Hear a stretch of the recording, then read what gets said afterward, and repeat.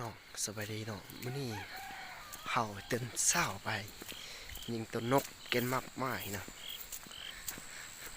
เบิ่งไปหนากรรมนะกูมาคนที่นี่แล้วกินตัวนี้ตัวนก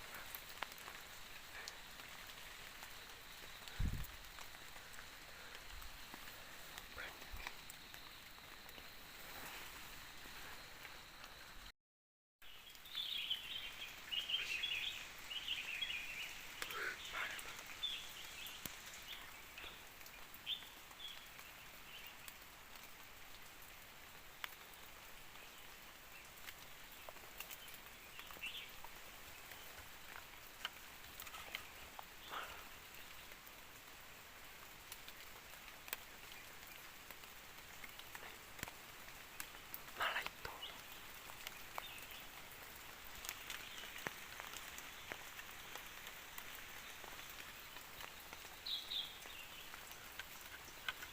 โอ้สิแม่งเบิ่งเด้อ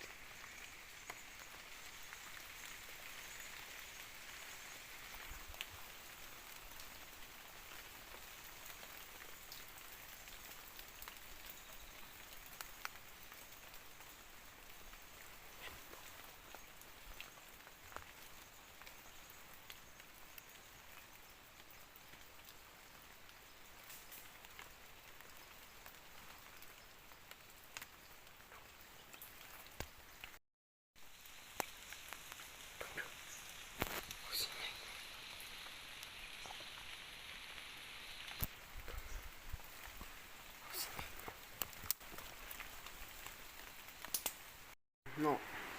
ก็มาหัวเฮือนแล้วเนาะเบิ่งได้ได้จักตัวเนาะหนึ่งหนึ่งตัวสองสาม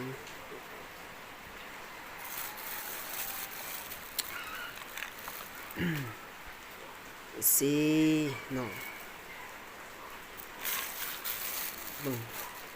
สี่ตัวแล้วเนาะห้าหก